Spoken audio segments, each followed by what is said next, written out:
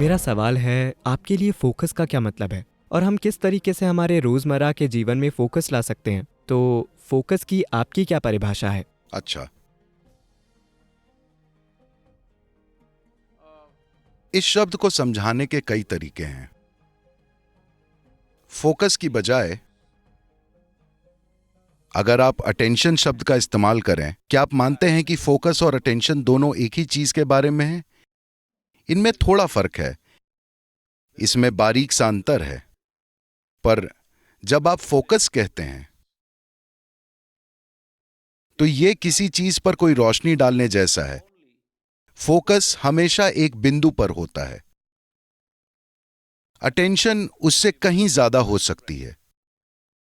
देखिए, अभी अगर आपकी नजर साफ है, मुझे उस लड़के को देखने में दिक्कत हो रही है क्योंकि आपने उन्हें वहां हॉल में अंधेरे में बिठाया हुआ है।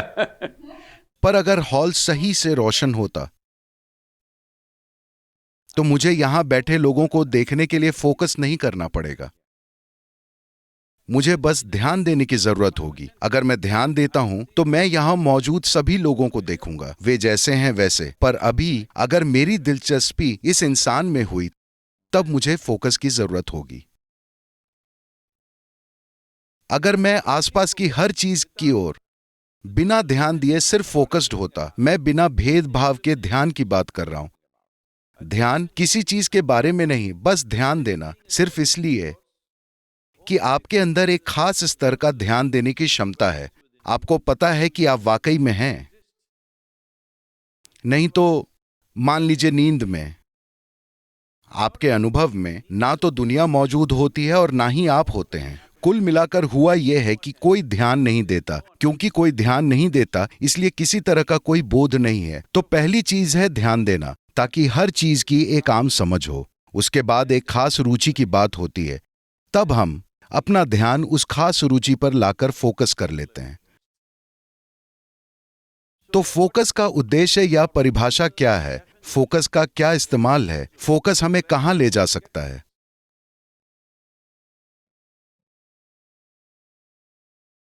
हम किसी चीज पर सिर्फ इसलिए फोकस कर रहे हैं क्योंकि our attention is not keen enough. हमारे ध्यान की तीव्रता काफी नहीं है। अगर हमारा ध्यान बहुत तीव्र होता तो आपको किसी भी चीज पर फोकस करने की जरूरत नहीं होती। योगिक प्रणाली में हमारे पास दशावधानी, शतावधानी नाम की चीजें होती हैं। इसका मतलब है कि एक आदमी एक समय में 10 चीजें करता है, दूसरा आदमी एक समय में 100 चीजें करता है। वो He will articulate a particular musical raga. संगीत का कोई विशेष राग गाएगा और उसी समय वो मैथ्स की एक बहुत ही पेचीदा समस्या को सुलझाएगा, और उसी समय वो कविता लिखेगा। इस तरह वो 10 या 100 चीजें करेगा। ऐसे लोग मौजूद हैं। या तो आप इसका इस्तेमाल स्टेज पर दिखाने के लिए कर सकते हैं, या आप इसे अपने जीवन में इस्तेमाल कर सकते हैं। आप एक व्यवसायी हैं, यह बहुत महत्वपूर्ण है। अगर आप सड़क पर चल रहे हैं तो आप कुछ ऐसा देख सकते हैं जिसे ज्यादातर लोग नहीं देख पाते।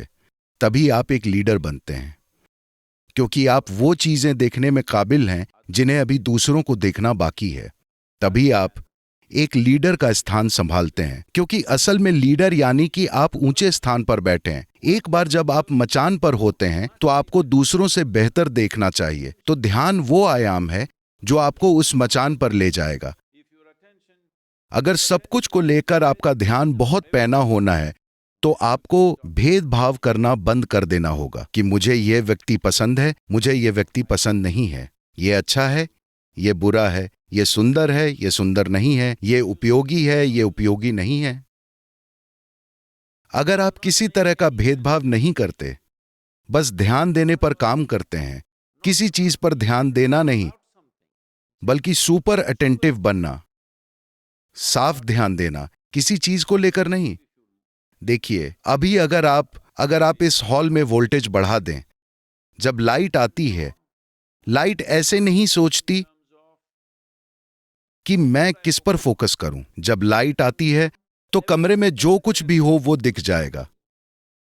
यही महत्वपूर्ण है। ये योगिक प्रक्रिया का एक बहुत ही जरूरी पहलू है कि हम अपनी ध्यान देने की शक्ति पर काम करते रहते हैं। हम अपने ध्यान को ऊंचे से ऊंचे स्तर तक उठाते चले जाते हैं, ऊंचे से ऊंचे वोल्टेज और तीव्रता तक। अब हम फोकस को बढ़ावा नहीं देते, क्योंकि फोकस का मतलब है पूरे ध्यान को एकाग्र करके एक व्यक्ति पर डाल देना।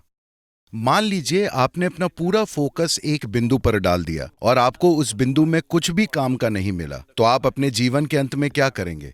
ज्यादातर जिंदगियों के साथ यही हो रहा है। अब आप बस अपने ध्यान को ही इतना पैना करने पर काम कीजिए कि अगर कोई किसी चीज पर फोकस भी करता है तो वो उतना तीव्र नहीं होगा। अगर आपका ध्यान उतना पैना है तो आप इस ब्रह्मांड में किसी भी चीज में चूकेंगे नहीं। अब जब आप किसी भी चीज से नहीं चूकते हैं तो सबको लगता है कि आप किसी तरह के सुपर ह्यूमन हैं। नहीं नहीं नहीं, इसका उद्देश्य सुपर ह्यूमन बनना नहीं है।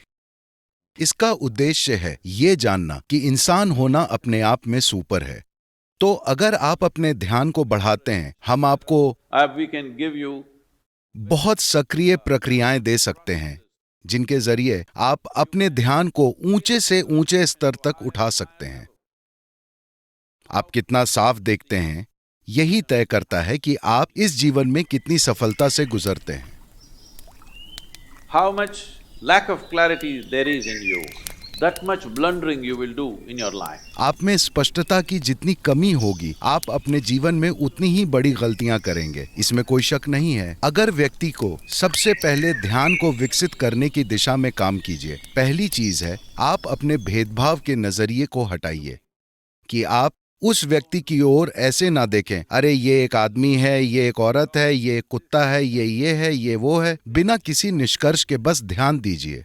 अगर आप बिना किसी निष्कर्ष के हर चीज की ओर ध्यान देते हैं तो आप देखेंगे, अगर आप एक चींटी की ओर ध्यान से देखेंगे तो ये बहुत ही अद्भुत है। आप जर्मनी में हैं, कौन जानता है, अगर आप एक चींटी की ओर जरूरी ध्यान दें तो आप शायद धरती पर सबसे बढ़िया ऑटोमोबाइल इजाद कर दें। क्योंकि मैंने किसी भी मशीन को चींटी जितनी फुर्ती के साथ चलते हुए नहीं देखा है, लेकिन मुझे लगता है कि किसी ने भी चींटी की ओर पूरा ध्यान नहीं दिया है।